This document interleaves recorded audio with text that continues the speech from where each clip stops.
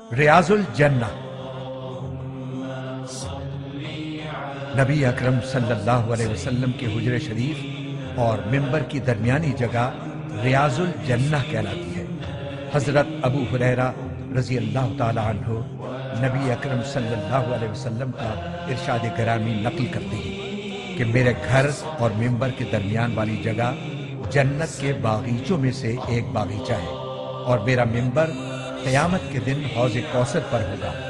ریاض الجنہ کی نشاندہی کے لیے اس جگہ سبز رنگ کے قالین بچھائے گئے ہیں۔ 7 ستون، یوں تو مسجد نبوی کا چپا چپا نور فشاں ہے، مگر ریاض الجنہ کے وہ 7 ستون جنہیں سنگ مرمر کے کام اور سنہری میناکاری سے نمایاں کر دیا گیا ہے، خاص طور پر قابل ذکر ہیں۔ یہ ستون روضہ انور کی مغربی دیوار کے ساتھ سفید رنگ کے ذریعے ممتاز کیے گئے ہیں۔ یہ ایک خاص ستون ہے اور ان کی درمیانی جگہ جنت کا ٹکڑا ہے۔ نمبر 1، ستون حنانہ، یہ محراب النبی کے قریب ہے۔ نبی کریم صلی اللہ علیہ وسلم اس ستون کے پاس کھڑے ہو کر خطبہ ارشاد فرمایا کرتے تھے۔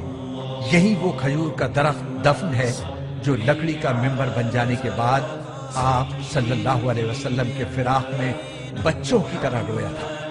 نمبر 2، ستون عائشہ صدیقہ، ایک مرتبہ نبی اکرم صلی اللہ علیہ وسلم نے ارشاد فرمایا کہ میری مسجد میں ایک ایسی جگہ ہے کہ اگر لوگوں کو وہاں نماز پڑھنے کی فضیلت کا علم ہو جائے تو وہ قرآن اندازی کرنے لگے۔ طبرانی۔ اس جگہ کی نشاندہی ام المومنین حضرت عائشہ صدیقہ رضی اللہ تعالی عنہا نے فرمائی تھی۔ یہ وہی جگہ ہے۔ نمبر 3، ستون ابی لبابہ، ایک صحابی حضرت ابو لبابہ رضی اللہ تعالی عنہ کا قصور اس جگہ معاف ہوا تھا۔ انہوں نے اپنے آپ کو اس ستون کے ساتھ باندھ لیا تھا۔ نمبر 4، ستون وفود، اس جگہ نبی کریم صلی اللہ علیہ وسلم باہر سے آنے والے وفود سے ملاقات فرماتے تھے۔ نمبر 5، ستون حرس، اس مقام پر حضرت علی رضی اللہ تعالی عنہ اکثر نماز پڑھا کرتے تھے اور اسی جگہ بیٹھ کر سرکار دو عالم صلی اللہ علیہ وسلم کی پاسبانی کیا کرتے تھے۔ اس کو ستون علی بھی کہتے ہیں۔ نمبر 6، ستون سریر، اس جگہ نبی کریم صلی اللہ علیہ وسلم اعتکاف فرمایا کرتے تھے اور رات کو یہیں آپ صلی اللہ علیہ وسلم کے لیے بستر بچھا دیا جاتا تھا۔ نمبر 7، ستون تہجد، نبی کریم صلی اللہ علیہ وسلم اس جگہ تہجد کی نماز ادا فرمایا کرتے تھے۔ یہ تمام ستون اس حصہ مسجد میں ہیں جو حضور اقدس صلی اللہ علیہ وسلم کے زمانے میں تھی۔ ان کے پاس جا کر دعا اور استغفار کیجیے اور جب بھی موقع ملے ان کے پاس سنتیں اور نوافل ادا کیجیے۔ یہ وہ متبرک مقامات ہیں جہاں نبی کریم صلی اللہ علیہ وسلم کی نگاہ کرم بے شمار دفعہ متوجہ ہو۔ مسجد نبوی کے صحن، مسجد نبوی کے جنوبی، شمالی اور مغربی اطراف میں وسیع صحن تعمیر کیے گئے ہیں جن کا رقبہ 2,35,000 مربع میٹر ہے۔ خوبصورت فرش کے ساتھ ان صحنوں میں روشنی کے 151 ستون ہیں جن پر بڑے بڑے گلوب لگائے گئے ہیں۔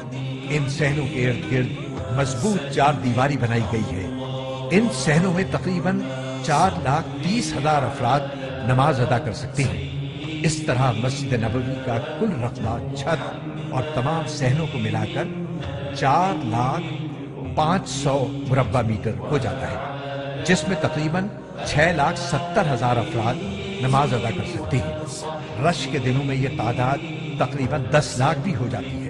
مسجد نبوی کے صحنوں میں کئی مقامات پر سیڑھیاں بنائی گئی ہیں جو صحن کے نیچے بنے غسل خانوں، وضو کے مقامات اور زائرین کی آرام گاہوں کی طرف جاتی ہیں۔